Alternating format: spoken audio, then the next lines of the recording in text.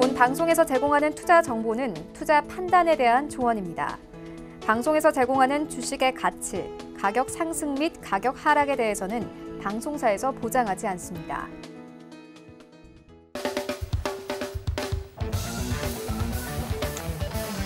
자, 반갑습니다. 저는 수익을 말하다에서 이제 해외 선물 기초 강의를 하고 있는 함지한 전문가라고 합니다. 자, 이번 시간에는 이제 네 번째 시간입니다. 바로 이제 이동평균선과 그다음에 추세 흐름에 대해서 알아보는 시간을 가져보도록 하겠습니다. 자, 추세 흐름이라고 하는 것은 저희가 상승 추세면 상승, 그리고 하락 추세면 하락, 이렇게 추세가 이제 명확하게 나눠져 있는데 그 안쪽에서도 이제 그 여러 가지 유형들이 있습니다. 시장들의 유형들이 있고 그 유형들을 알아보는 시간 가져보도록 할 거고요. 그다음에 시장이 상승과 하락, 그리고 보합 추세를 그려나갈 때 그 안에서 저희가 이동평균선이라고 하는 그 지표를 저희가 활용하는 방법에 대해서 한번 알아보는 시간 가져보도록 하겠습니다. 자, 넘어가겠습니다. 자, 우선 저희가 추세 흐름에 대해서 한번 이해해보는 시간을 가져보도록 할 건데, 자, 추세 흐름.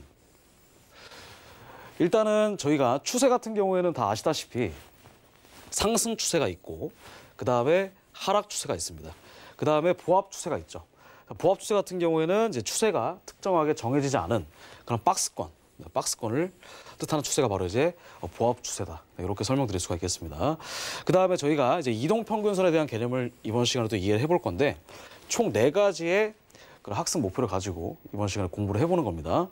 상승 추세는 저희가 흔히 얘기하는 그죠?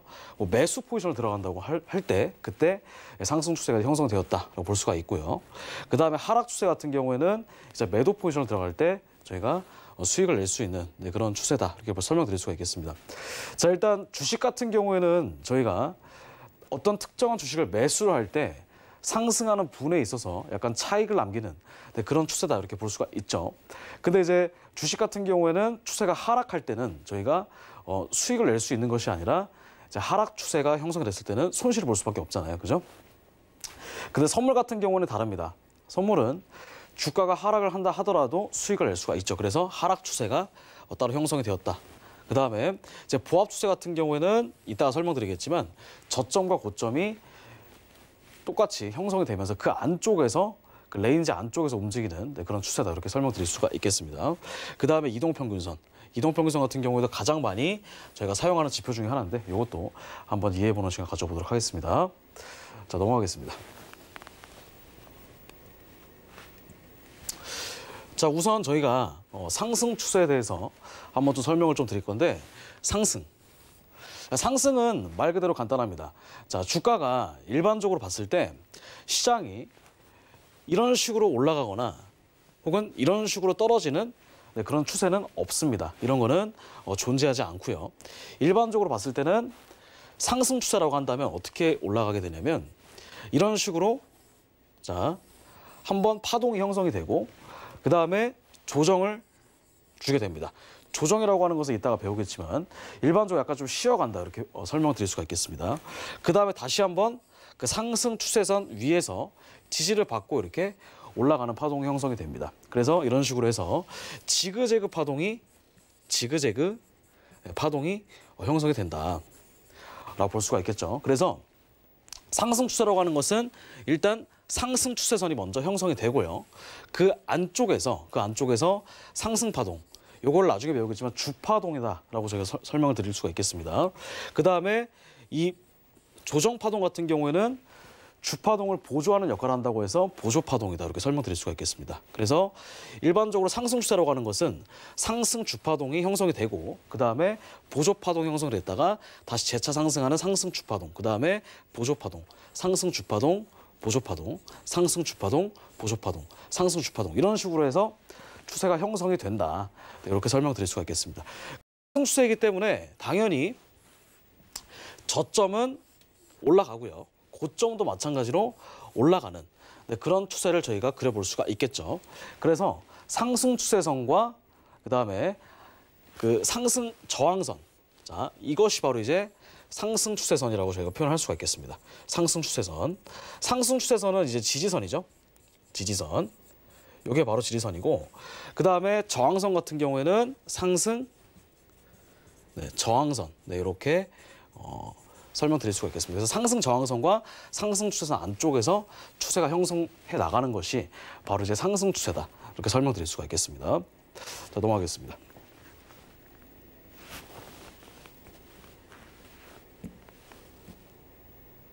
자, 상승 추세 예시를 좀 설명을 드릴 건데 상승 추세도 마찬가지입니다. 지금 전에 설명드렸다시피 이런 식으로 저점이 형성이 되고요. 그리고 1차적으로 상승하는 파동을 바로 이제 상승 주파동, 이걸 상승 주파동이라고 표현을 하겠죠. 그다음에 이 하이라고 하는 것은 상승 추세에서 형성된 고점을 의미합니다. 자, 방금 전에 설명드렸다시피 상승 추세는 이런 식으로 올라가기만 하지는 않는다. 라고 설명을 드렸죠. 일정 부분 이렇게 지그재그 파동으로 올라가게 돼 있습니다. 그래서 이런 식으로 1차적으로 올라갔다. 이걸 나중에 배우겠지만 1차 파동, 1차 파동이라고 제가 설명드릴 수가 있겠고요.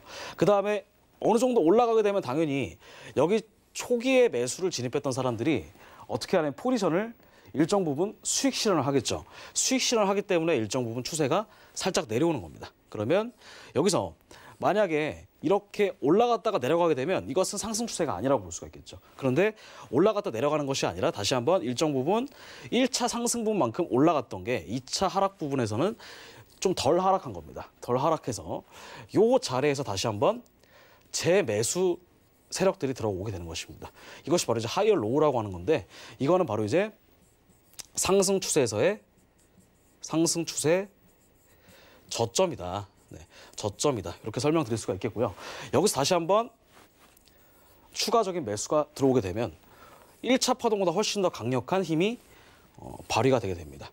그죠? 그래서 전에 형성되었던 고점을 강력하게 뚫고 올라가는데 그 다음에 형성된 것도 마찬가지로 하이어 하이. 이것도 마찬가지로 자 상승 추세에서의 고점이 되겠죠. 그러면 지금 설명드렸다시피 여기 형성된 저항선과 여기 형성된 저항선 이렇게 형성이 되는 것.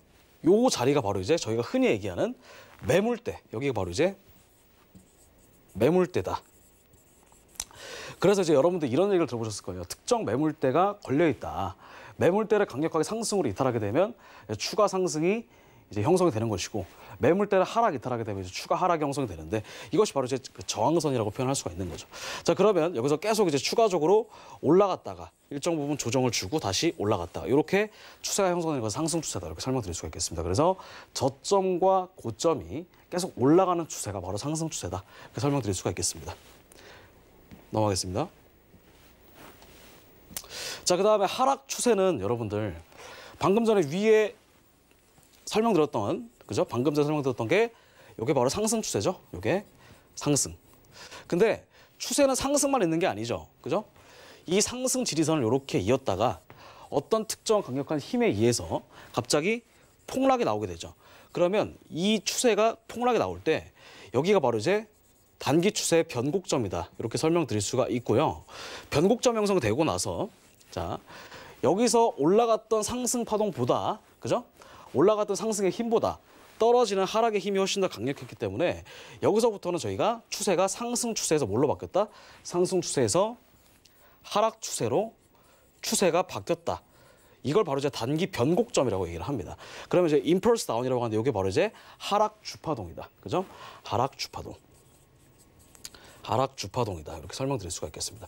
그래서 상승 추세는 방금 전에 설명드렸다시피 저점과 고점이 계속 우상향하면서 시간이 지나면 지날수록 올라가는 형태를 띄었다면 하락 추세 같은 경우에는 저점과 고점을 당연히 어떻게 할까요?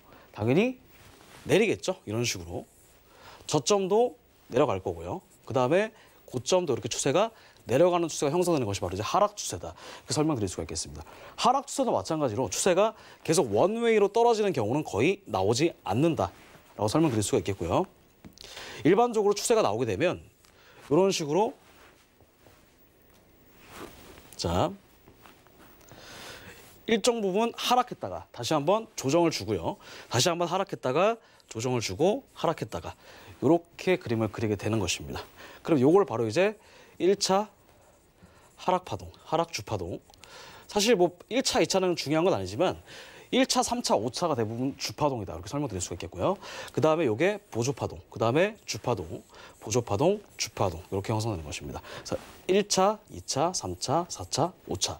자, 그래서 여기가 바로 이제 1차 파동이 되겠죠. 1차 하락 주파동이 되는 거고요. 그 다음에 correction이라고 하는 것은 조정입니다. 그 다음에 다시 한번 2차적으로 내려갔죠. 그 다음에 3차 조정을 주고 다시 한번 4차, 그죠?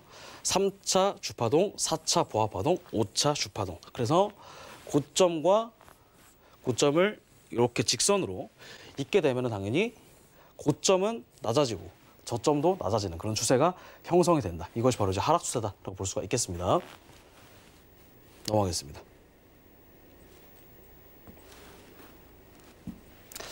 자, 하락 추세 예시를 지금 전에 설명드렸다시피 다시 한번 좀 설명해 드리면, 자, 요게 바로 이제 고점이고요. 그 다음에 일정 부분 내려가죠.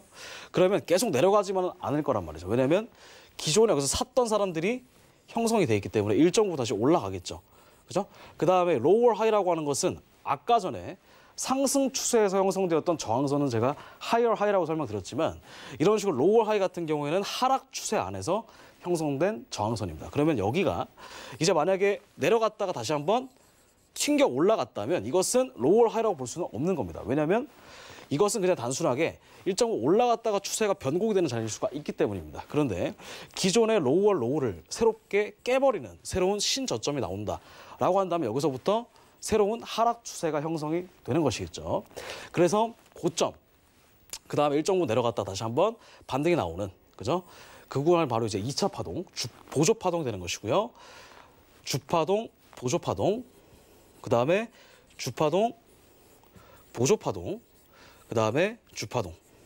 이런 식으로 추세가 이렇게 고점과 저점을 형성해가면서 간다. 이렇게 설명드리는 게 바로 이제 하락 추세의 예시다. 그 설명드릴 수가 있겠습니다. 넘어가겠습니다. 자, 이번에는 하락과 상승이 명확하게 고점과 저점이 나눠져서 보여줬다고 한다면 이번에는 바로 이제 보합 추세입니다.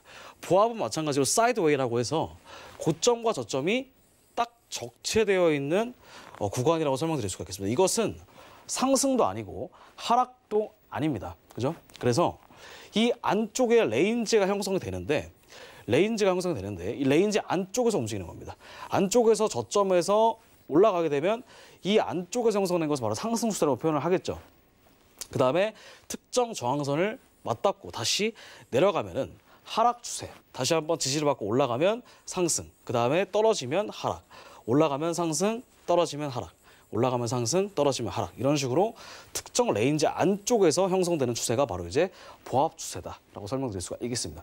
자, 그런데 저번 시간에 설명드렸다시피 전체 해외 선물 시장에서 비율로 따져보면은 보합 추세가 여러분들 비율이 얼마 정도 될 거라고 생각하시나요? 보합 추세. 자, 방금 전에 추세가 상승, 하락, 보합 이렇게 있다고 설명드렸죠. 자, 선물 시장에서 여러분 놀라지 마세요. 선물 시장에서 보합 추세가 형성되는 비율은 70% 이상 형성이 됩니다. 70%. 자, 나머지 30% 정도는 강한 상승과 하락에 나오는 거죠. 그래서 대부분 70%, 그러니까 시장의 7할 이상이 다 이제 보합 추세가 형성이 된다. 이렇게 설명드릴 수가 있겠습니다. 자, 보합 추세 같은 경우에는 여러분들 그러면은 매매를 할 수 없는 거냐? 그것이 아니라 하루에 30만 원 정도 혹은 30만 원에서 50만 원 정도 사이에 그런 소액을 저희가 차익을 실현할 수 있는 자리가 나온다라고 하는 것이고, 방금 전에 설명드렸다시피 한 상승과 하락이 명확하게 나오는 추세 같은 경우에는 30% 정도밖에 안 나옵니다. 근데 그런 것 같은 경우는 한번 나오게 되면 추세가 굉장히 강력하게 나오는 특징을 지니고 있다. 네, 이렇게 설명드릴 수가 있겠습니다.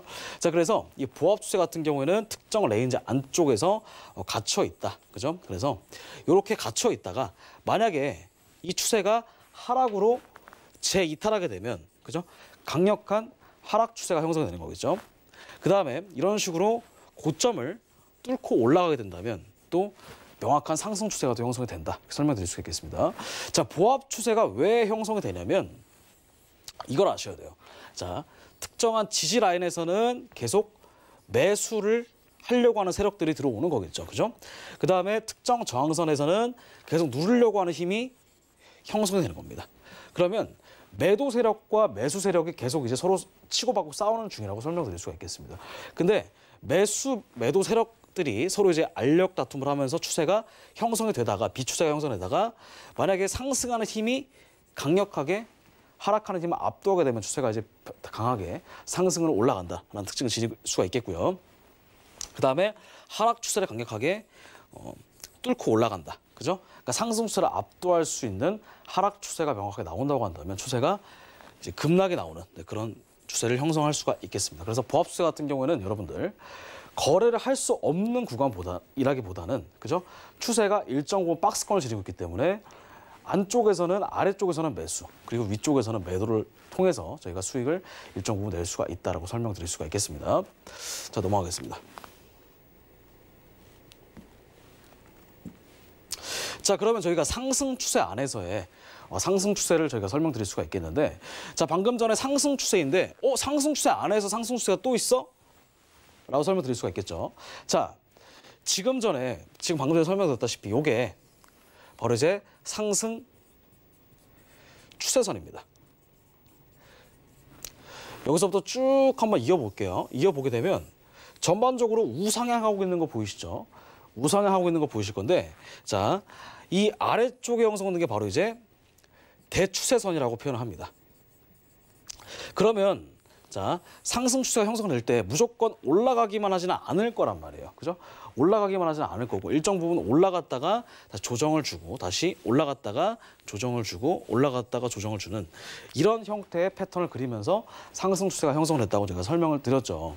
자, 이것도 마찬가지입니다. 추세가 형성이 되면 여기서부터 형성이 된 그죠? 상승 추세가 일정 부분 여기서 형성을 했죠. 그러면 이걸 바로 이제 길게 보게 되면 뭐다? 이게 1차 상승 주파동. 1차 상승 주파동입니다. 이게. 그죠? 그다음에 다시 한번 조정을 주겠죠? 조정을 주게 되면 이게 바로 이제 상승 추세에서 지금 어떻게 되고 있나요? 떨어지고 있죠? 이게 이제 보조 파동이 되겠습니다. 그 다음에 다시 한번 상승 추세선 위에서 새롭게 저항선을 뚫고 올라가면서 형성이 된 파동이 바로 이제 3차 상승 주파동이다. 이렇게 설명드릴 수가 있겠습니다. 그래서 추세는 주파동과 보조파동이 서로 이제 번갈아 가면서 형성이 된다라고 설명드릴 수가 있겠는데 상승 추세 안에서의 상승 추세 안에서도 이따 배우겠지만 상승, 하락, 보합 다 있습니다. 근데 이거 같은 경우는 명확하게 주파동이 형성됐기 때문에 상승 추세는 상승 추세. 그러면 이런 구간에서 저희가 매수를 들어가게 되면 훨씬 더 확률이 높겠죠. 승률도 높고. 그죠? 그래서 상승 추세에서는 웬만하면 상승 추세가 형성된 구간만 저희가 진입을 하자. 이게 바로 이제 매매를 할 때 트렌드의 목적이 되겠습니다. 넘어가겠습니다. 자, 그러면 마찬가지로 상승 추세가 상승이 있었다면 하락 추세도 있겠죠. 그죠? 하락 추세. 자, 지금 이렇게 표현 들었다시피 상승 추세 지지선이 형성됐을 때 이게 바로 뭐가 되냐면 이게 바로 주파동이 되겠습니다. 주파동. 이게 주파동이죠? 그런데 주파동이 형성됐다고 해서 계속 추세가 올라가는 것만은 아닙니다. 일정 부분 추세가 떨어지겠죠. 자, 그러면 여기서 봤을 때 이것을 하락 추세의 시작이라고 볼 수가 있겠느냐라고 저희가 반문해 보는 겁니다. 떨어지는 건 떨어지는 건데 이게 하락 추세라고 볼 수가 있냐. 그죠?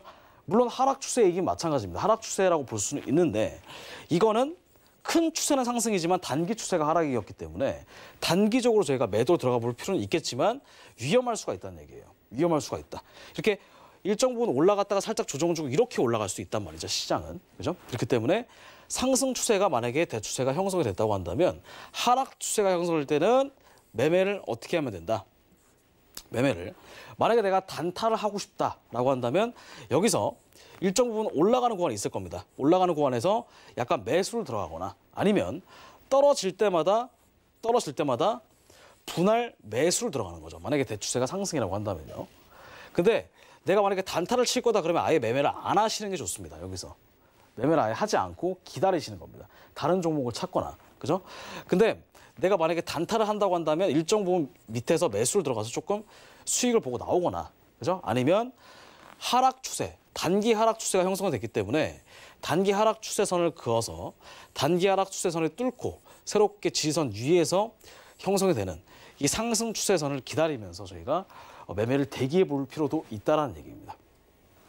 그래서 시장은 주파동과 보조파동이 형성되는데 이거 같은 경우에는 상승 추세 안에서의 하락 추세이기 때문에 웬만하면 원칙적으로는 매매를 하지 않는 것이 좋습니다.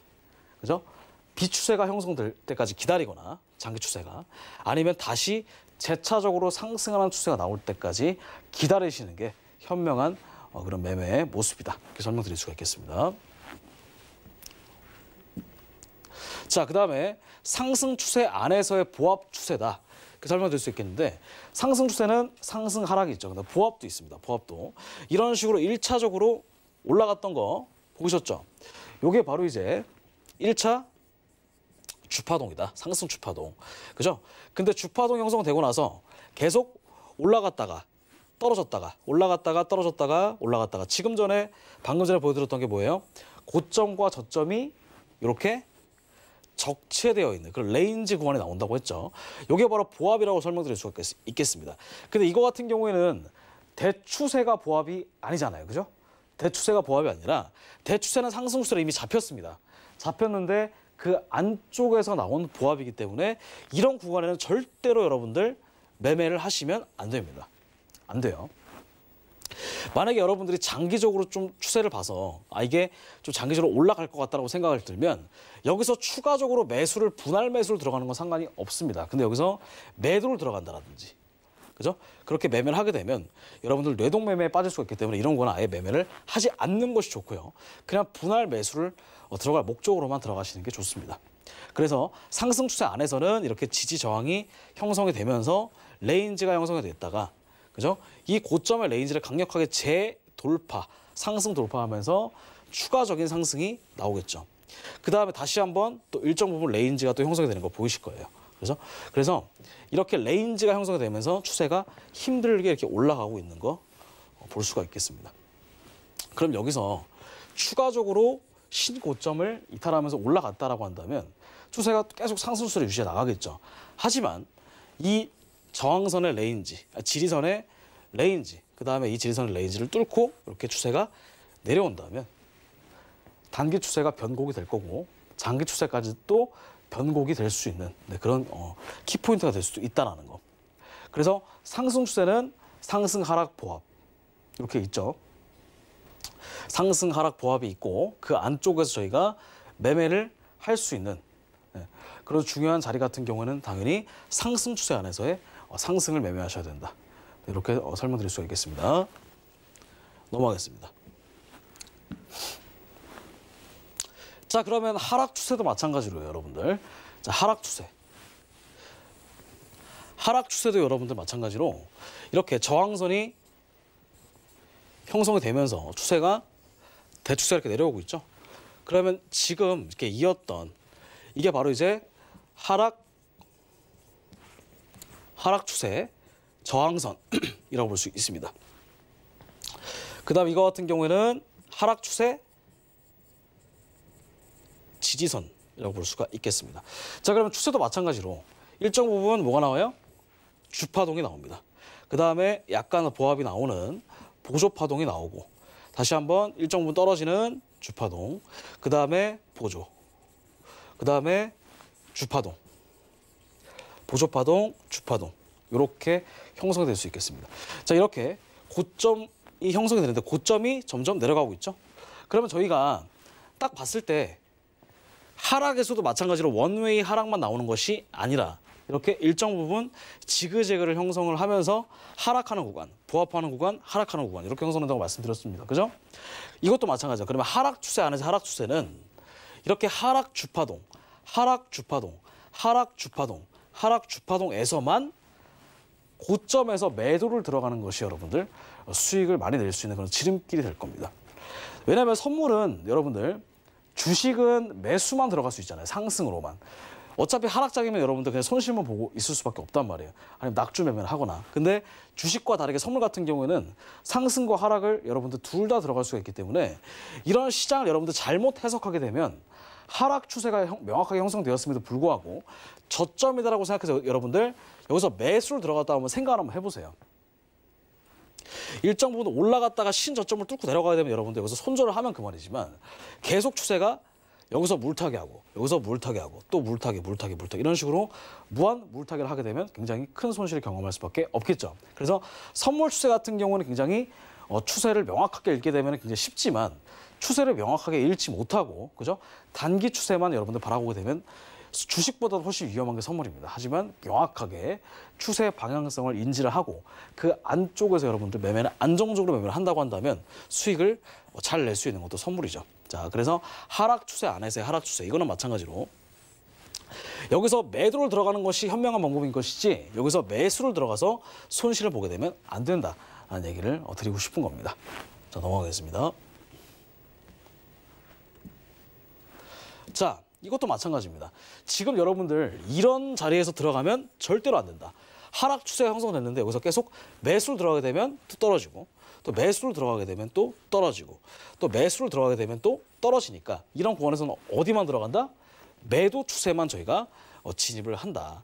상승 추세가 형성되었어도 이것은 고점에서 여러분들 매도를 들어가는 용도로만 여러분들 사용하셔야지 여기서 매수를 들어가서 수익을 볼 수 있겠지만 웬만하면 매매를 안 하시는 게 좋다. 그 설명드릴 수가 있겠죠. 자, 그러면 하락 추세 안에서의 보합이라고 하는 것도 형성이 될 겁니다.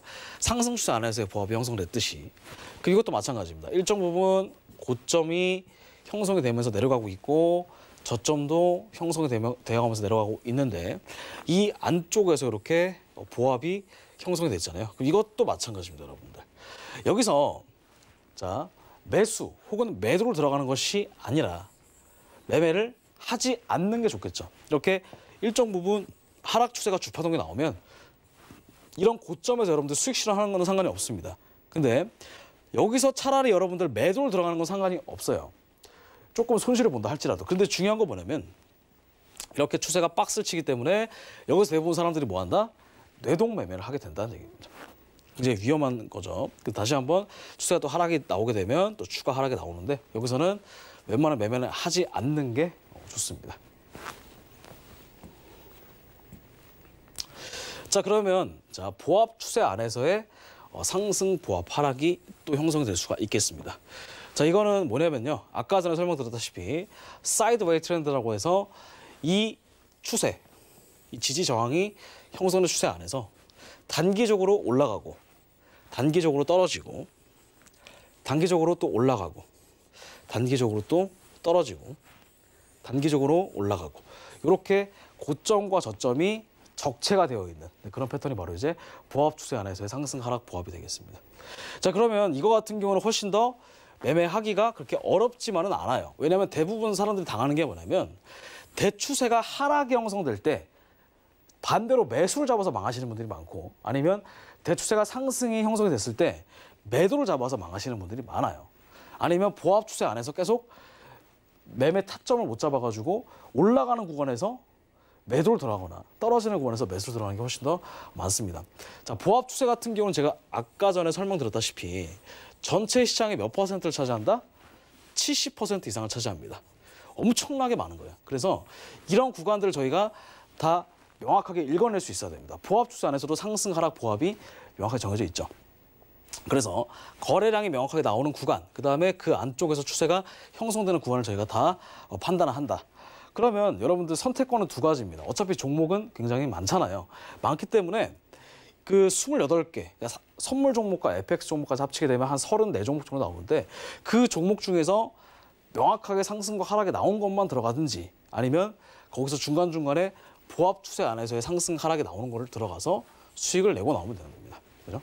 자, 그래서 보합 추세 안에서 상승 하락 보합 같은 경우에는 그렇게 손익비가 높은 매매 방법은 아니다. 왜냐하면 100틱 이상 추세를 기대하기는 조금 힘들어요. 하지만 그 안쪽에서 한 50틱 정도, 한 30틱에서 50틱 정도 사이에 추세를 나오는 거는 이렇게 나올 수가 있다. 그렇게 설명드릴 수가 있겠습니다.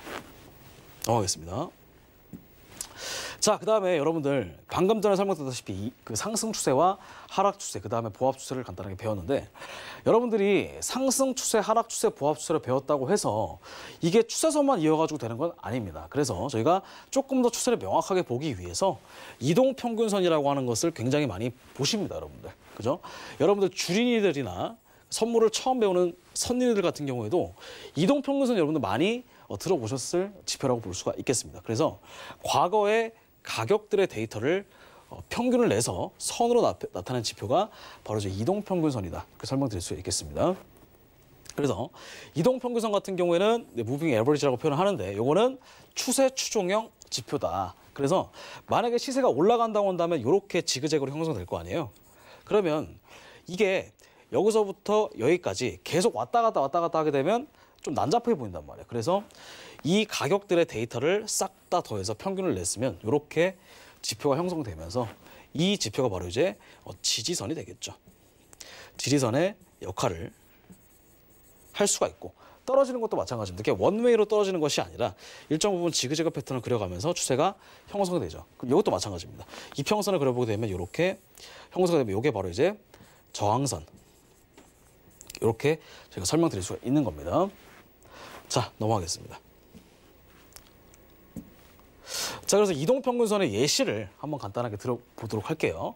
자, 첫 번째 날에 가격이 단위가 100달러라고 표현하겠습니다. 100달러, 200달러, 300달러, 400달러, 500달러라고 한다면 이걸 지표로 그려보게 되면 100달러, 200, 300, 400, 500 이렇게 올라가겠죠.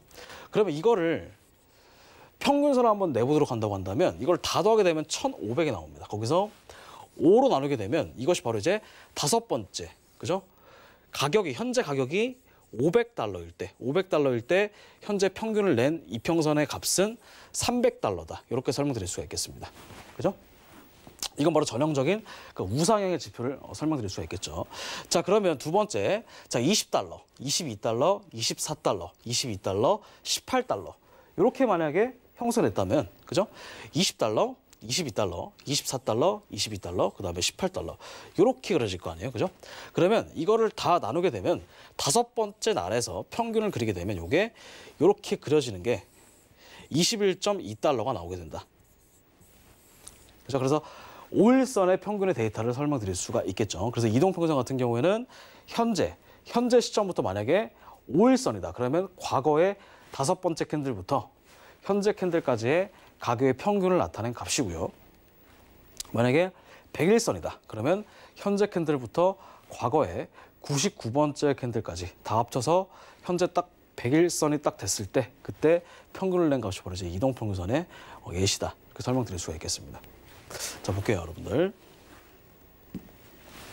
자, 이동평균선의 여러분들 진정한 의미가 무엇이냐.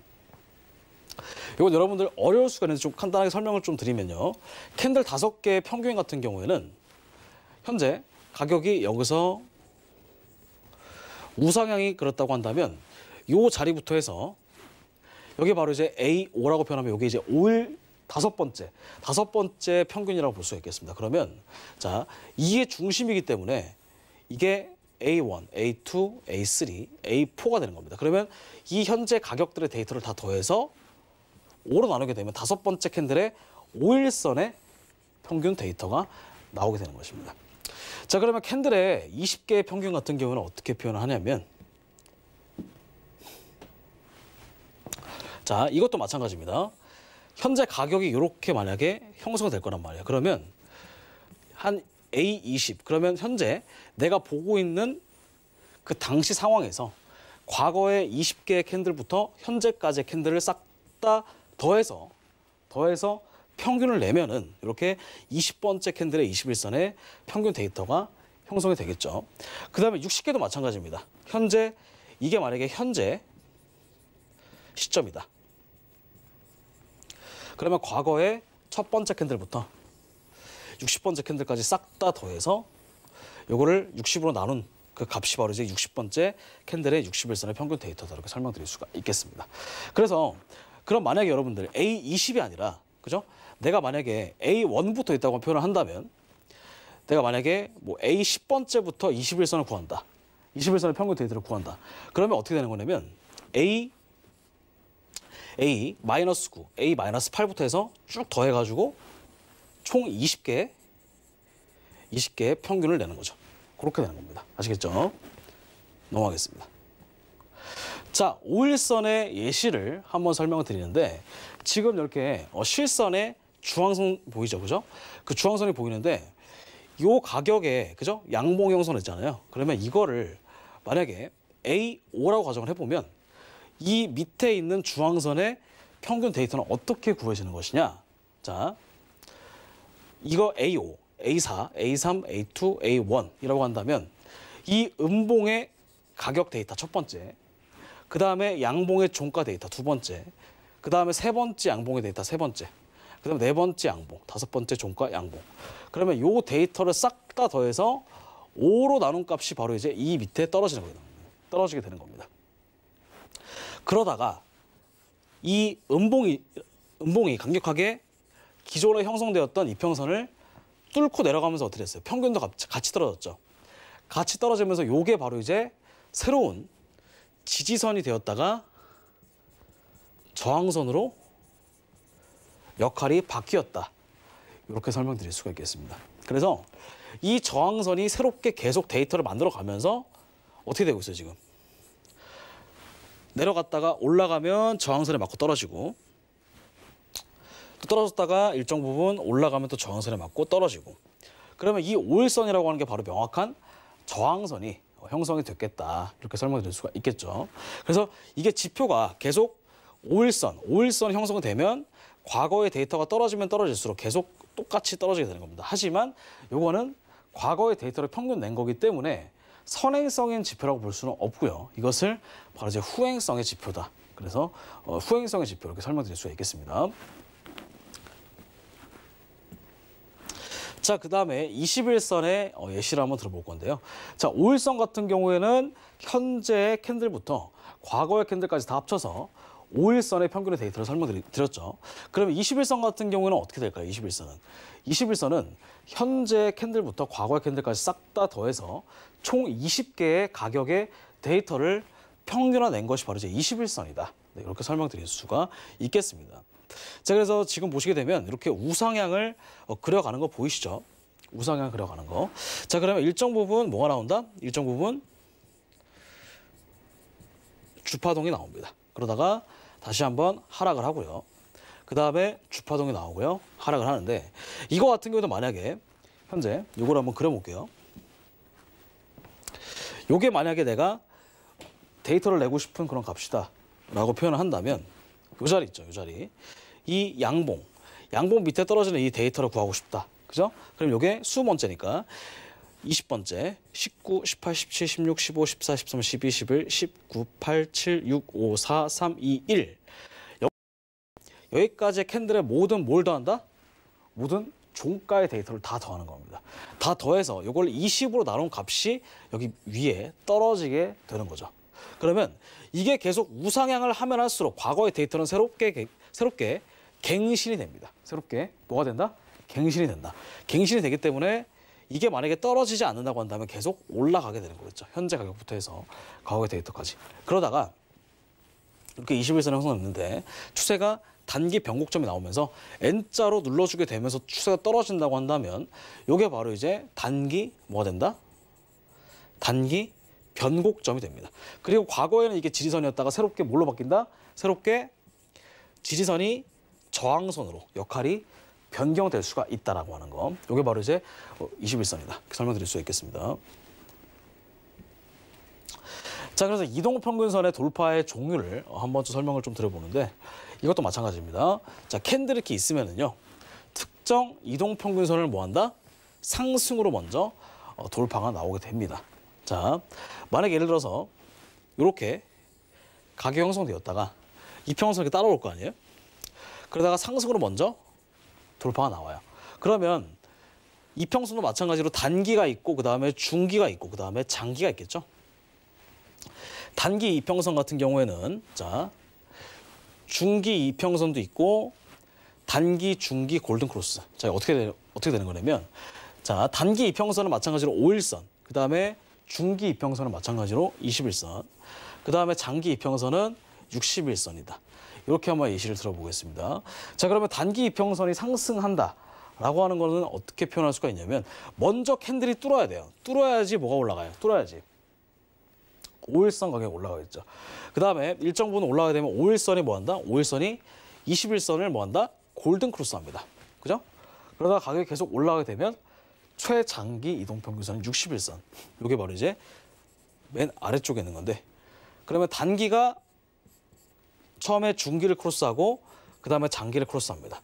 그러면 중기도 올라가기 시작하겠죠. 그러면 중기가 장기 이동평균선을 이탈하게 되면 이것도 마찬가지로 같이 올라가게 되면서 장기 이평선까지 같이 올라가게 된다. 그래서 정배열이 성립이 된다. 이렇게 표현할 수가 있겠습니다. 자, 그럼 이걸 예시를 통해서 한번 좀 제가 보여드리도록 할게요. 자, 가장 많이 이동평균선을 사용하는 수치는 뭐냐면 일단 처음에 단기 이평선 같은 경우에는 우리나라 같은 경우는 5일선, 21선, 60일선을 좀 많이 봅니다. 121선까지. 근데 이제 해외에서는 50일선, 100일선, 200일선 이렇게 세 개를 굉장히 많이 보게 됩니다. 그리고 이게 은근 잘 맞아 떨어지고요. 그리고 특히 선물 같은 경우에는 50일선, 100일선, 200일선을 많이 써요. 그래서 단기 이동평균선은 50일선, 현재 캔들부터 과거 50개 캔들까지의 평균이 바로 이제 단기 이평선이다. 이렇게 해서 볼 수가 있겠습니다. 자, 그다음에 중기 이평선 같은 경우에는 현재 캔들부터 과거의 100개 캔들까지의 평균. 그다음에 장기 이평선 같은 경우에는 현재 캔들부터 과거 200개 캔들까지의 평균이 바로 이제 장기 이평선이 되겠습니다. 자, 그러면 요게 만약에 골든 크로스가 형성이 될 거라면 어떻게 될 거냐면은 자, 50일선, 100일선, 200일선이 있겠지만 자, 처음에는 어떻게 되는 거냐면 이거를 쉽게 표현하게 되면 50일선에 만약에 올라가는 그런 시점이 어떤 시점이냐면은 자, 이 캔들이 50일선을 만약에 뚫지 않아도 가격은 올라갈 수가 있습니다. 안쪽에서도 천천히 떨어지는 힘이 약해지면 올라갈 수가 있는데 이거 같은 경우는 먼저 단기 이평선, 즉 캔들이 먼저 50일선을 뚫고 그다음에 이 50일선이 100일선을 또 뚫어야 될 거야, 순차적으로. 그죠? 그다음 100일선도 200일선을 순차적으로 다 뚫으면서 50일선에 처음에 이렇게 올라갔다가 그다음 100일선은 조금 더 천천히 올라가겠죠. 그다음에 200일선 같은 경우는 200일선 같은 경우는 조금 더 늦게 이렇게 올라가면서 이렇게 골든 크로스가 형성이 되는 이런 그림이 바로 이제 50일선, 100일선, 200일선의 정배열이다. 이렇게 표현할 수가 있겠습니다. 제 그림을 통해서 조금 더 자세히 보여드리도록 할게요. 자, 50일선, 100일선, 200일선의 정배열 예시를 좀 설명을 드렸는데 자, 이 주황 색깔 이평선이 바로 이제 단기 이평선입니다. 그러면 이게 올라가기 전에 뭐가 된다? 처음에 이 캔들이 50일선, 100일선, 200일선을 먼저 뚫어요. 뚫고 올라가요. 그러면 이게 다 이평선을 모두 뚫었잖아요. 그럼 이게 바로 이제 뭐가 된다? 이게 매물대가 되는 것입니다. 매물대. 그러면 매물대를 처음에 뚫고 이렇게 올라갔으면 뭐가 형성이 되는 것이냐면 자, 이게 저항선이 지지선으로 바뀌는 거죠. 저항선이 지지선으로 바뀌고 1차적으로 올라갔다가 다시 한번 뭘 준다? 조정을 줍니다. 그 여기 보시게 되면 주황선이 뭐라고 했죠? 51선. 그 다음에 파란 선이 100일선. 그 다음에 노란 선이 200일선입니다. 이렇게 세 개가 순차적으로 골든 크로스가 되면 시장은 이렇게 정배열로 형성이 되는데 이 정배열이 형성된 상태에서도 중간에 살짝 단기 중기만 데드 크로스 됐다가 다시 단기 중기만 골든 크로스가 되는 그런 자리도 나올 수가 있습니다. 그러면 이런 자리가 바로 이제 50일선, 100일선, 200일선의 정배열이 형성되었을 때 계속 200일선 같은 경우는 최장기 이평선이기 때문에 어떤 기능을 형성을 하냐면 이게 바로 이제 지지선, 대추세의 지지선이 형성이 된다. 이렇게 표현을 할 수가 있겠죠. 반등했다가 또 올라가고 또 지지받고 또 올라가고 이런 그림을 그려볼 수가 있다. 여기 바로 이제 50일선, 100일선, 200일선의 정배열이다. 이렇게 설명드릴 수 있겠습니다. 넘어가겠습니다. 자, 그 다음에 50일선, 100일선, 200일선의 역배열인데 자, 이것도 마찬가지예요. 처음에 이렇게 올라가다가 시세가 첫 번째로 뭐 한다? 200일선을 하락으로 뚫고 내려갑니다. 하락으로 뚫고 내려가고 이 지지선이 뭘로 바뀌는 거예요? 역할이? 저항선으로 바뀌게 됩니다. 그죠? 그 다음에 N자로 이렇게 눌러주고 다시 한번 조정을 주겠죠. 그러면 처음에 이 주황선이 계속 그 최단기 이동 평균선이에요. 요거를 먼저 뚫고 내려간 다음에 그 다음에 51선, 요게 중기, 그 다음에 100일선, 요게 장기 이렇게 내려가게 되겠죠. 그리고 이것도 마찬가지입니다. 처음에 시세가 먼저 51선을 뚫고 내려와요. 그죠? 뚫고 내려오면 51선에 순차적으로 뭐예요? 100일선을 데드크로스 하죠. 그 다음에 100일선, 200일선 순차적으로 데드크로스 하게 되면 이렇게 세 개의 이평선이 다 하락세로 형성이 됩니다. 그럼 요게 바로 이제 뭐다? 아까 배웠던 하락 추세에서의 하락 추세. 그러니까 하락 뭐가 되는 거예요? 하락 주파동입니다. 요게. 그 다음에 이렇게 지지를 받고 보합이 나오는 이 파동이 바로 이제 보합, 보조 파동. 그죠? 그 다음에 다시 한번 이 상승 지지선을 아래로 뚫으면, 그죠? 새롭게 뚫으면 이것도 마찬가지로 하락 주파동입니다. 그 다음에 보조 파동을 그리고요. 다시 한번 새롭게 뚫고 내려가면서 하락 주파동 형성이 된다. 그럼 이게 바로 이제 역배열이다. 역배열과 정배열은 마찬가지예요. 단기, 중기, 장기가 다 상승을 그리게 되면 정배열. 단기, 중기, 장기가 다 하락을 그리면 역배열이라고 표현할 수가 있는 거겠죠. 넘어가겠습니다. 자, 그래서 저희가 조정과 발산의 이해라고 볼 수가 있는데 시세의 움직임의 틀은 조정과 발산이다. 조정은 뭐다? 특정 방향으로 올라가거나 떨어지기 이전에 충분히 시간 조정과 가격 조정을 그려나가는 걸 조정이라고 표현합니다. 그러니까 올라가는 것이 아니라 혹은 떨어지는 것이 아니라 지지 저항선을 만들어두고 계속 박스를 치는 거예요. 그 다음에 새롭게 상승 추세 안에서의 상승 추세라고 한 다음에 새롭게 저항선을 뚫고 올라갈 때는 상승 추세에서 발산이 새롭게 만들어지는 것이고 그 다음에 하락 추세에서 마찬가지 조정인데 지지선을 새롭게 뚫고 내려가게 되면 이것이 바로 이제 하락 추세의 발산이다. 이렇게 설명드릴 수 있겠죠. 일반적으로 상승 추세라고 한다면 뭐다? 어느 정도 기간 조정이 형성이 돼야 되고요. 기간 조정 다음은 가격 조정이 형성이 되면서 강하게 상승으로 발산하는 그런 그림을 그리게 된다. 그래서 올라갔다가 조정을 주죠. 이평선 위에서. 그러면 이 조정 구간에서 다시 한번 새롭게 저항선을 뚫고 올라가게 되면 상승으로 뭐하는 구간이다? 발산하는 구간이다. 네, 이렇게 설명드릴 수가 있겠습니다. 요거 예시만 설명드리고 마치도록 하겠습니다. 자, 매수 진입 원칙은 여러분들 어떻게 보면 되냐면 단기 이평선이 먼저 장기 이평선 1차적으로 골든 크로스를 해야 돼요. 그러면 캔들이 있다가 골든 크로스 했죠? 그러면 단기가 장기를 먼저 크로스가 된단 말이에요. 그렇죠? 그 다음에 시세가 단기 이평선 위에 올라탈 때까지 기다린다. 살짝 올라갔다가 조정을 주는 겁니다. 그러다가 올라타면 매수 방향으로 진입하는 게 바로 이제 원칙이 되겠습니다. 자, 그러면 매도도 마찬가지로요. 단기 이평선이 있고요. 단기 이평선이 장기 이평선을 1차적으로 데드크로스 해야 됩니다. 시세가 내려갔다가 단기가 장기를 데드크로스하면 이렇게 시세가 떨어지는 거예요. 그래서 시세가 단기 이평선까지 먼저 올라탈 때까지 기다리셔야 되고 그 다음에 올라타면 또 하락 방향으로 진입하게 되는 겁니다. 자, 이렇게 여러분들 매수 포지션과 매도 포지션을 이평선을 통해서 한번 그려봤는데 자, 이렇게 설명드릴 수가 있겠고요. 자, 상승 조정. 요거 예시만 들어드리고 이제 마치도록 하겠습니다. 1차적으로 정배열이 형성이 되고요. 다시 한번 시세가 내렸다가 올라타서 새롭게 지지를 형성을 하면 여기서 매수를 들어가시면 됩니다. 상승 조정 예시가 되고요. 그 다음에 하락 조정도 마찬가지입니다. 1차적으로 시세가 먼저 떨어지고 그 다음에 단기, 중기, 장기 세 개가 역배열이 형성이 되면은 이렇게 하락 추세가 형성되었다가 일정 부분 기간 조정과 가격 조정을 거치고 다시 한번 단기 이평선 위에 올라탔을 때 그때 매도를 진입을 해서 이렇게 하락 추세 안에서 하락 추세가 형성이 되기 시작할 때 그때 매도를 들어가서 저희가 수익을 내시면 되겠다. 이렇게 설명드릴 수 있겠습니다. 자, 그래서 이번 시간에 여러분들 이평선, 그 다음에 상승 추세 혹은 하락 추세 그리고 보합 추세 이렇게 추세가 형성이 될 때 이 추세 안쪽에서 저희가 어떻게 매매를 해야 되는지 그런 것들도 한번 배워보는 시간 가져봤습니다. 자, 이번 시간 조금 긴 시간이었는데 여러분들 집중해서 들어주시느라 고생 많으셨고요.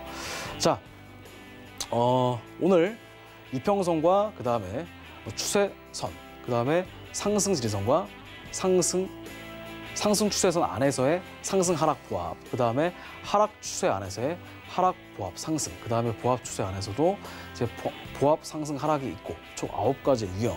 그리고 그 안쪽에서 상승과 하락을 그려 나갈 때 이평선이 형성되는 원리, 그다음에 이평선 안쪽에서 매매할 수 있는 방법에 대해서 설명드렸습니다. 자, 이번 시간에 여기까지 하도록 하고요. 자, 다음 시간에 또 다채로운 강의를 통해서 다시 찾아뵙도록 하겠습니다. 여러분들 수고 많으셨습니다.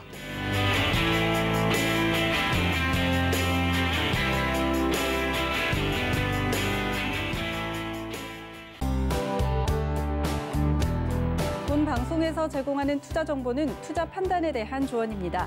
방송에서 제공하는 주식의 가치, 가격 상승 및 가격 하락에 대해서는 방송사에서 보장하지 않습니다.